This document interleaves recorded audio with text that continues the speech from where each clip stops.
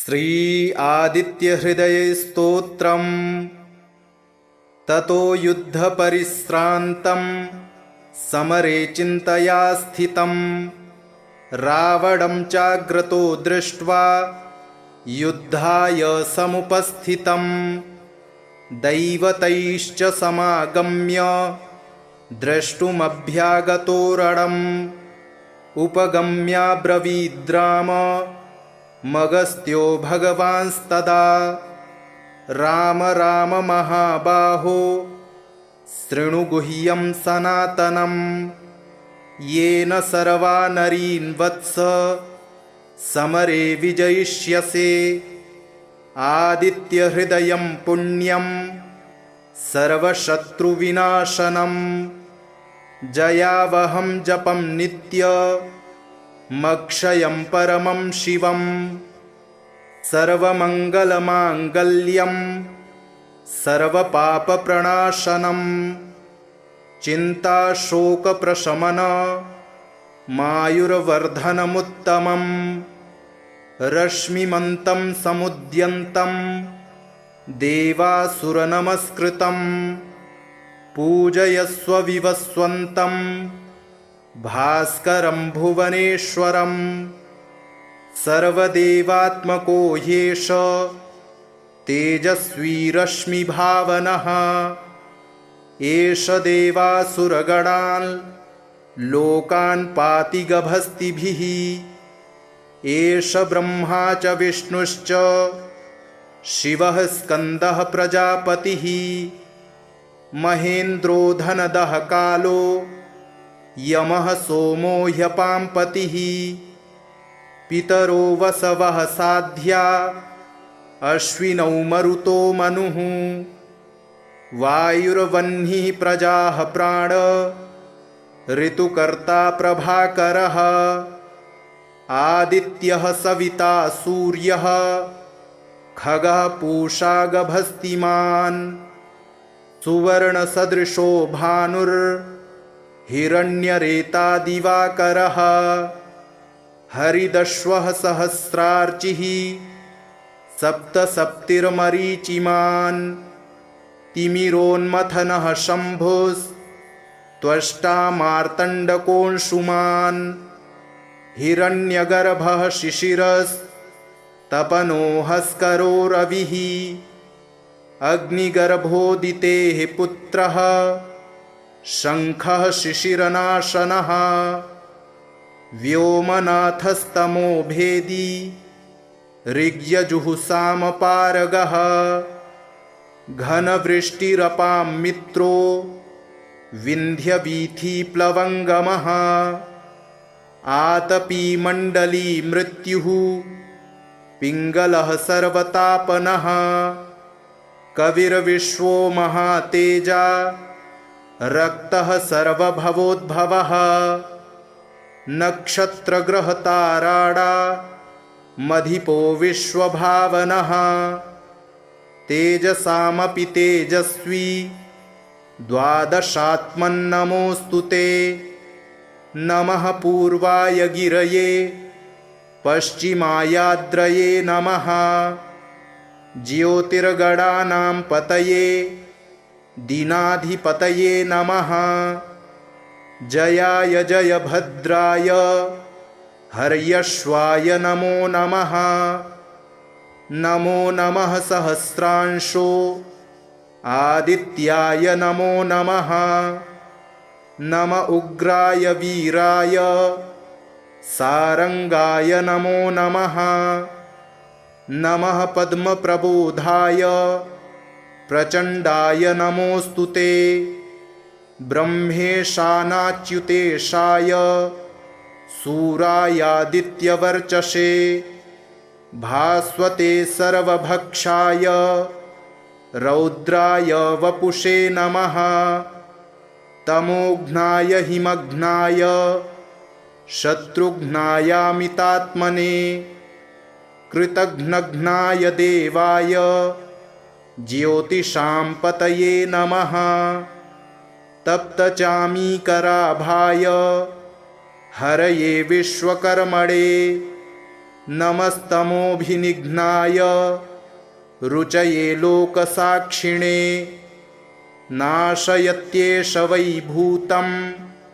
तमेव सृजति प्रभुः पायत्येष तपत्येष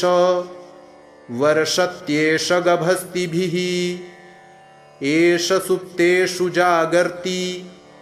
भूतेषु परिनिष्ठितः एष चैवाग्निहोत्रं च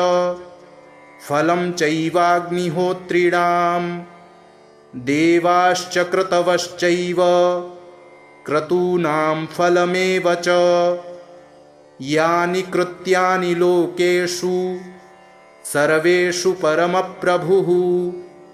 एनमापत्सु कृच्छ्रेषु कान्तारेषु भयेषु च कीर्तयन् पुरुषः कश्चिन्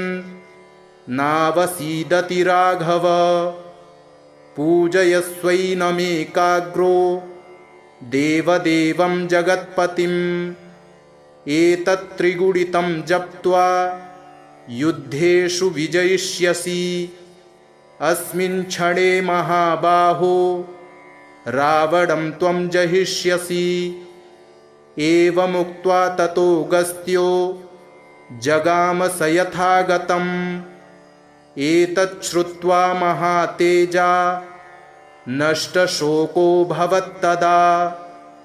धारयामास सुप्रीतो राघवः प्रयतात्मवान् आदित्यं प्रेक्ष्य जप्त्वेदं परं हर्षमवाप्तवान् त्रिराचम्य शुचिर्भूत्वा धनुरादाय वीर्यवान् रावणं प्रेक्ष्य हृष्टात्मा जयार्थं समुपागमत् सर्वयत्नेन महता वृतस्तस्य वधे भवत् अथ रविरववदन्निरीक्ष्य रामं मुदितमनाः परमं प्रहृष्यमाणः निशिचरपतिसंक्षयं विदित्वा सुरगणमध्यगतो वचस्त्वरेति ततो युद्धपरिश्रान्तं समरे चिन्तया स्थितं रावणं चाग्रतो दृष्ट्वा युद्धाय समुपस्थितं दैवतैश्च समागम्य द्रष्टुमभ्यागतो रणम् उपगम्याब्रवीद्राम मगस्त्यो भगवांस्तदा राम राम महाबाहो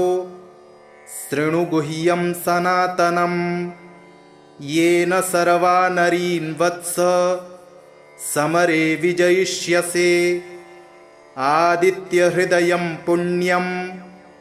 सर्वशत्रुविनाशनं जयावहं जपं नित्यमक्षयं परमं शिवं सर्वमङ्गलमाङ्गल्यं सर्वपापप्रणाशनं चिन्ताशोकप्रशमन मायुर्वर्धनमुत्तमं रश्मिमन्तं समुद्यन्तं देवासुरनमस्कृतं पूजयस्व विवस्वन्तं भास्करं भुवनेश्वरं सर्वदेवात्मको ह्येष तेजस्वी रश्मिभावनः एष देवासुरगणान् लोकान् पाति गभस्तिभिः एष ब्रह्मा च विष्णुश्च शिवः स्कन्दः प्रजापतिः महेन्द्रो धनदः कालो यमः सोमो ह्यपाम्पतिः पितरो वसवः साध्या अश्विनौ मरुतो मनुः वायुर्वह्निः प्रजाः प्राण ऋतुकर्ता प्रभाकरः आदित्यः सविता सूर्यः खगः पूषा गभस्तिमान् सुवर्णसदृशो भानुर्हिरण्यरेता दिवाकरः हरिदश्वः सहस्रार्चिः सप्तसप्तिर्मरीचिमान् तिमिरोन्मथनः शम्भुस्त्वष्टा मार्तण्डकोऽंशुमान् हिरण्यगर्भः शिशिरस्तपनो हस्करो रविः अग्निगर्भोदितेः पुत्रः शङ्खः शिशिरनाशनः व्योमनाथस्तमो भेदी ऋग्यजुःसामपारगः घनवृष्टिरपां मित्रो विन्ध्यवीथिप्लवङ्गमः आतपीमण्डली मृत्युः पिङ्गलः सर्वतापनः कविर्विश्वो महातेजा रक्तः सर्वभवोद्भवः नक्षत्रग्रहताराडा मधिपो विश्वभावनः तेजसामपि तेजस्वी द्वादशात्मन्नमोऽस्तु ते नमः पूर्वाय गिरये पश्चिमायाद्रये नमः ज्योतिर्गणानां पतये दीनाधिपतये नमः जयाय जयभद्राय हर्यश्वाय नमो नमः नमो नमः सहस्रांशो आदित्याय नमो नमः नम उग्राय वीराय सारंगाय नमो नमः नमः पद्मप्रबोधाय प्रचण्डाय नमोऽस्तु ते ब्रह्मेशानाच्युतेशाय सूरायादित्यवर्चसे भास्वते सर्वभक्षाय रौद्राय वपुषे नमः तमोघ्नाय हिमघ्नाय शत्रुघ्नायामितात्मने कृतघ्नघ्नाय देवाय ज्योतिषां पतये नमः तप्तचामीकराभाय हरये विश्वकर्मणे नमस्तमोभिनिघ्नाय रुचये लोकसाक्षिणे नाशयत्येष वै भूतं तमेव सृजति प्रभुः पायत्येष तपत्येष वर्षत्येष गभस्तिभिः एष सुप्तेषु जागर्ति भूतेषु परिनिष्ठितः एष चैवाग्निहोत्रं च फलं चैवाग्निहोत्रिणां देवाश्च क्रतवश्चैव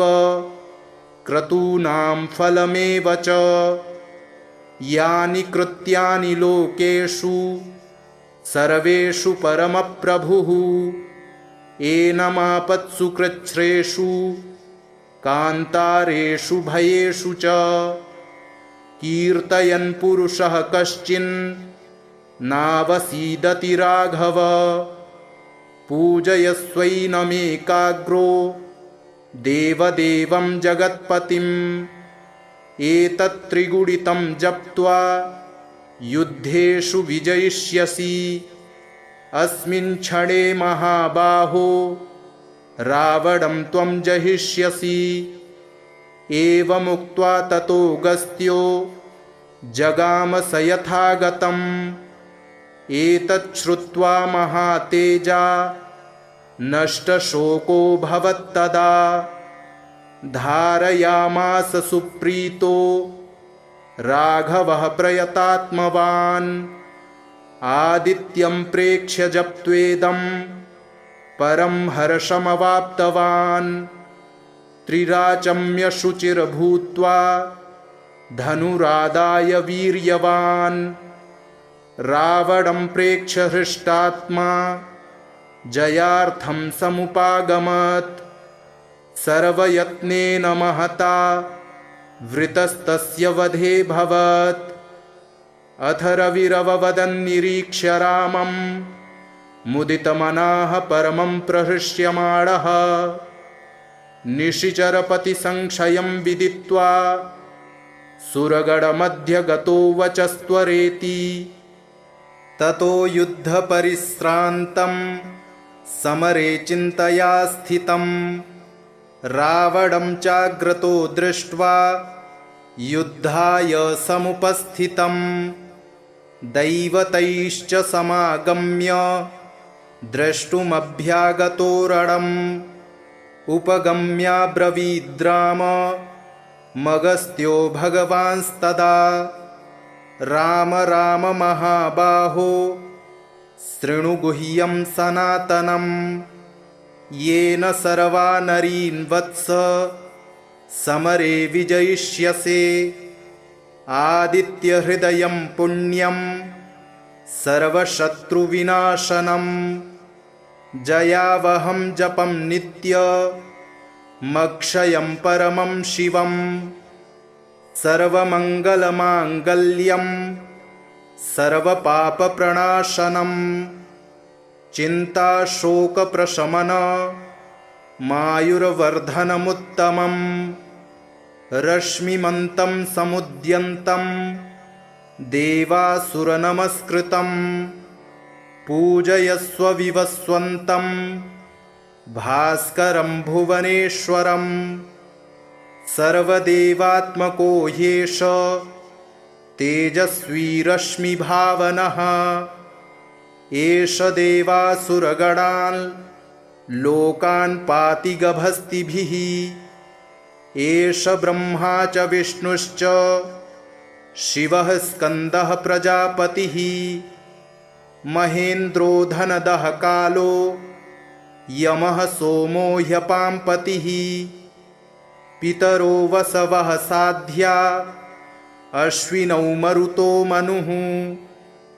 वायुर्वह्निः प्रजाः प्राण ऋतुकर्ता प्रभाकरः आदित्यः सविता सूर्यः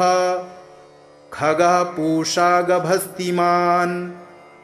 सुवर्णसदृशो भानुर्हिरण्यरेता दिवाकरः हरिदश्वः सहस्रार्चिः सप्तसप्तिर्मरीचिमान् तिमिरोन्मथनः शम्भुस्त्वष्टा मार्तण्डकोऽंशुमान् हिरण्यगर्भः शिशिरस्तपनो हस्करो रविः अग्निगर्भोदितेः पुत्रः शङ्खः शिशिरनाशनः व्योमनाथस्तमो भेदी ऋग्यजुःसामपारगः घनवृष्टिरपां मित्रो विन्ध्यवीथिप्लवङ्गमः आतपीमण्डली मृत्युः पिङ्गलः सर्वतापनः कविर्विश्वो महातेजा रक्तः सर्वभवोद्भवः नक्षत्रग्रहताराडा मधिपो विश्वभावनः तेजसामपि तेजस्वी द्वादशात्मन्नमोऽस्तु ते नमः पूर्वाय गिरये पश्चिमायाद्रये नमः ज्योतिर्गणानां पतये दीनाधिपतये नमः जयाय जयभद्राय हर्यश्वाय नमो नमः नमो नमः सहस्रांशो आदित्याय नमो नमः नम उग्राय वीराय सारंगाय नमो नमः नमः पद्मप्रबोधाय प्रचण्डाय नमोऽस्तु ते ब्रह्मेशानाच्युतेशाय सूरायादित्यवर्चसे भास्वते सर्वभक्षाय रौद्राय वपुषे नमः तमोघ्नाय हिमघ्नाय शत्रुघ्नायामितात्मने कृतघ्नघ्नाय देवाय ज्योतिषां पतये नमः तप्तचामीकराभाय हरये विश्वकर्मणे नमस्तमोभिनिघ्नाय रुचये लोकसाक्षिणे नाशयत्येष वै भूतं तमेव सृजति प्रभुः पायत्येष तपत्येष वर्षत्येष गभस्तिभिः एष सुप्तेषु जागर्ति भूतेषु परिनिष्ठितः एष चैवाग्निहोत्रं च फलं चैवाग्निहोत्रिणां देवाश्च क्रतवश्चैव क्रतूनां फलमेव च यानि कृत्यानि लोकेषु सर्वेषु परमप्रभुः एनमापत्सु कृच्छ्रेषु कान्तारेषु भयेषु च कीर्तयन् पुरुषः कश्चिन् नावसीदति राघव पूजयस्वैनमेकाग्रो देवदेवं जगत्पतिम् एतत् त्रिगुणितं जप्त्वा युद्धेषु विजयिष्यसि अस्मिन् क्षणे महाबाहो रावणं त्वं जहिष्यसि एवमुक्त्वा ततोऽगस्त्यो जगाम स यथागतम् एतत् श्रुत्वा महातेजा नष्टशोको भवत्तदा धारयामास सुप्रीतो राघवः प्रयतात्मवान् आदित्यं प्रेक्ष्य जप्त्वेदं परं हर्षमवाप्तवान् त्रिराचम्य शुचिर्भूत्वा धनुरादाय वीर्यवान् रावणं प्रेक्ष्य हृष्टात्मा जयार्थं समुपागमत् सर्वयत्नेन महता वृतस्तस्य वधे भवत् अथ रविरववदन्निरीक्ष्य रामं मुदितमनाः परमं प्रहृष्यमाणः निशिचरपतिसंक्षयं विदित्वा सुरगणमध्यगतो वचस्त्वरेति ततो युद्धपरिश्रान्तं समरे चिन्तया स्थितं रावणं चाग्रतो दृष्ट्वा युद्धाय समुपस्थितं दैवतैश्च समागम्य द्रष्टुमभ्यागतो रणम् उपगम्याब्रवीद्राम मगस्त्यो भगवांस्तदा राम राम महाबाहो शृणु गुह्यं सनातनं येन सर्वा नरीन् वत्स समरे विजयिष्यसे आदित्यहृदयं पुण्यं सर्वशत्रुविनाशनं जयावहं जपं नित्यमक्षयं परमं शिवं सर्वमङ्गलमाङ्गल्यं सर्वपापप्रणाशनं चिन्ताशोकप्रशमन मायुर्वर्धनमुत्तमं रश्मिमन्तं समुद्यन्तं देवासुरनमस्कृतं पूजयस्व विवस्वन्तं भास्करं भुवनेश्वरं सर्वदेवात्मको ह्येष तेजस्वी रश्मिभावनः एष देवासुरगणान् लोकान् पाति गभस्तिभिः एष ब्रह्मा च विष्णुश्च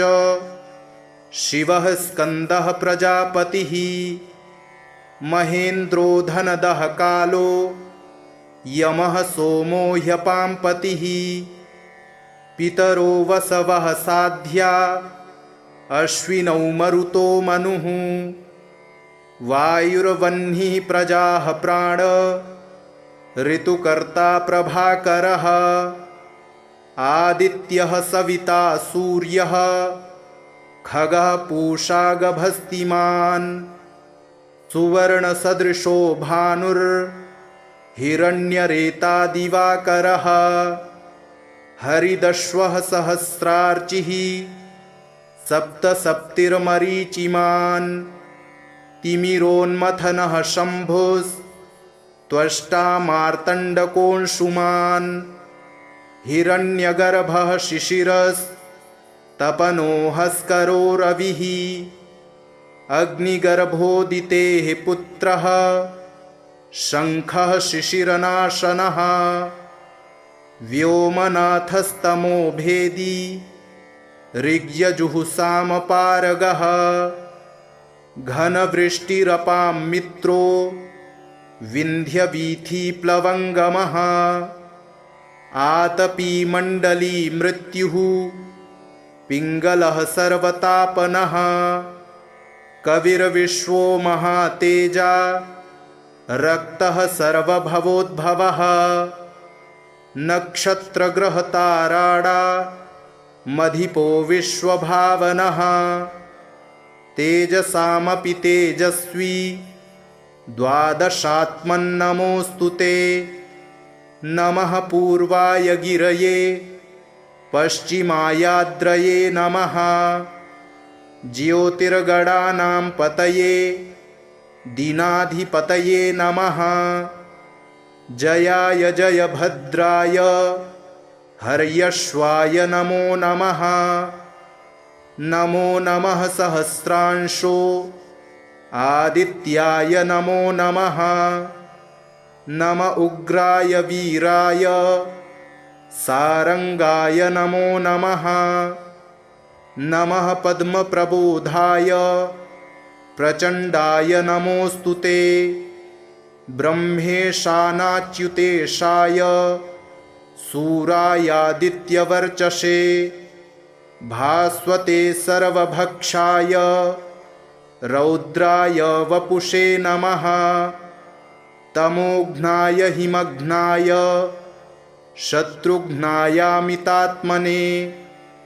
कृतघ्नघ्नाय देवाय ज्योतिषां पतये नमः तप्तचामीकराभाय हरये विश्वकर्मणे नमस्तमोभिनिघ्नाय रुचये लोकसाक्षिणे नाशयत्येष वै भूतं तमेव सृजति प्रभुः पायत्येष तपत्येष वर्षत्येष गभस्तिभिः एष सुप्तेषु जागर्ति भूतेषु परिनिष्ठितः एष चैवाग्निहोत्रं च फलं चैवाग्निहोत्रिणां देवाश्च क्रतवश्चैव क्रतूनां फलमेव च यानि कृत्यानि लोकेषु सर्वेषु परमप्रभुः एनमापत्सु कृच्छ्रेषु कान्तारेषु भयेषु च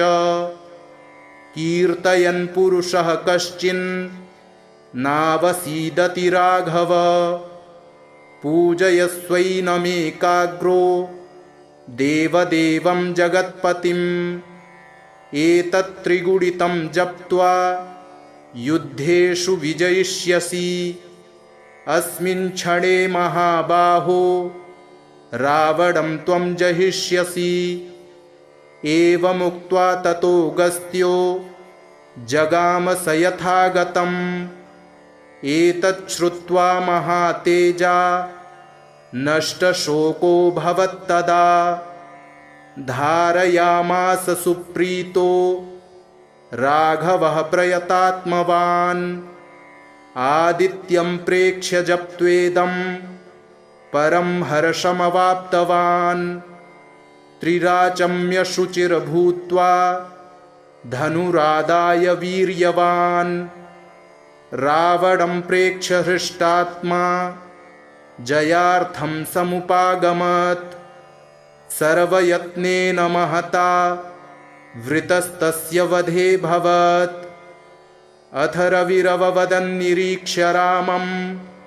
मुदितमनाः परमं प्रहृष्यमाणः निशिचरपतिसंक्षयं विदित्वा सुरगणमध्यगतो वचस्त्वरेति ततो युद्धपरिश्रान्तं समरे चिन्तया स्थितं रावणं चाग्रतो दृष्ट्वा युद्धाय समुपस्थितं दैवतैश्च समागम्य द्रष्टुमभ्यागतोरणम् उपगम्याब्रवीद्राम मगस्त्यो भगवांस्तदा राम राम महाबाहो शृणु गुह्यं सनातनं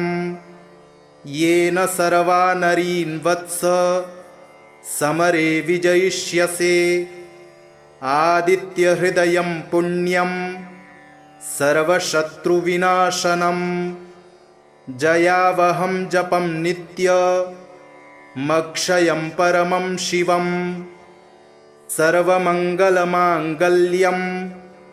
सर्वपापप्रणाशनं चिन्ताशोकप्रशमनमायुर्वर्धनमुत्तमं रश्मिमन्तं समुद्यन्तं देवासुरनमस्कृतं पूजयस्व विवस्वन्तं भास्करं भुवनेश्वरं सर्वदेवात्मको ह्येष तेजस्वी रश्मिभावनः एष देवासुरगणान् लोकान् पाति गभस्तिभिः एष ब्रह्मा च विष्णुश्च शिवः स्कन्दः प्रजापतिः महेन्द्रो धनदः कालो यमः सोमो ह्यपाम्पतिः पितरो वसवः साध्या अश्विनौ मरुतो मनुः वायुर्वह्निः प्रजाः प्राण ऋतुकर्ता प्रभाकरः आदित्यः सविता सूर्यः खगः पूषा गभस्तिमान् सुवर्णसदृशो भानुर्हिरण्यरेता दिवाकरः हरिदश्वः सहस्रार्चिः सप्तसप्तिर्मरीचिमान् तिमिरोन्मथनः शम्भुस्त्वष्टा मार्तण्डकोऽंशुमान् हिरण्यगर्भः शिशिरस्तपनोऽहस्करो रविः अग्निगर्भोदितेः पुत्रः शङ्खः शिशिरनाशनः व्योमनाथस्तमो भेदी ऋग्यजुःसामपारगः घनवृष्टिरपां मित्रो विन्ध्यवीथीप्लवङ्गमः आतपीमण्डली मृत्युः पिङ्गलः सर्वतापनः कविर्विश्वो महातेजा रक्तः सर्वभवोद्भवः नक्षत्रग्रहताराडा मधिपो विश्वभावनः तेजसामपि तेजस्वी द्वादशात्मन्नमोऽस्तु ते नमः पूर्वाय गिरये पश्चिमायाद्रये नमः ज्योतिर्गणानां पतये दीनाधिपतये नमः जयाय जयभद्राय हर्यश्वाय नमो नमः नमो नमः सहस्रांशो आदित्याय नमो नमः नम उग्राय वीराय सारंगाय नमो नमः नमः पद्मप्रबोधाय प्रचण्डाय नमोऽस्तु ते ब्रह्मेशानाच्युतेशाय सूरायादित्यवर्चसे भास्वते सर्वभक्षाय रौद्राय वपुषे नमः तमोघ्नाय हिमघ्नाय शत्रुघ्नायामितात्मने कृतघ्नघ्नाय देवाय ज्योतिषां पतये नमः तप्तचामीकराभाय हरये विश्वकर्मणे नमस्तमोभिनिघ्नाय रुचये लोकसाक्षिणे नाशयत्येष वै भूतं तमेव सृजति प्रभुः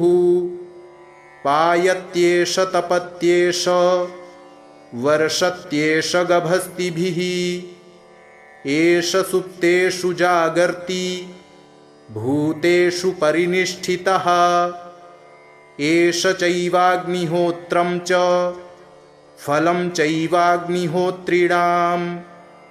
देवाश्च क्रतवश्चैव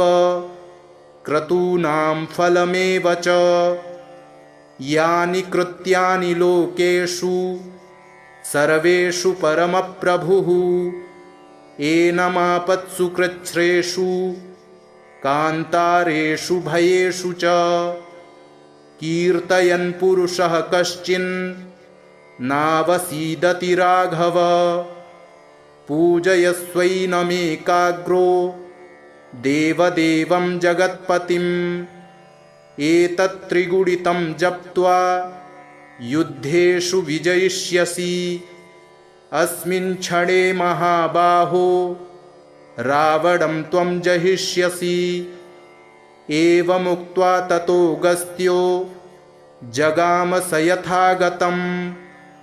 एतच्छ्रुत्वा महातेजा नष्टशोको भवत्तदा धारयामास सुप्रीतो राघवः प्रयतात्मवान् आदित्यं प्रेक्ष्य जप्त्वेदं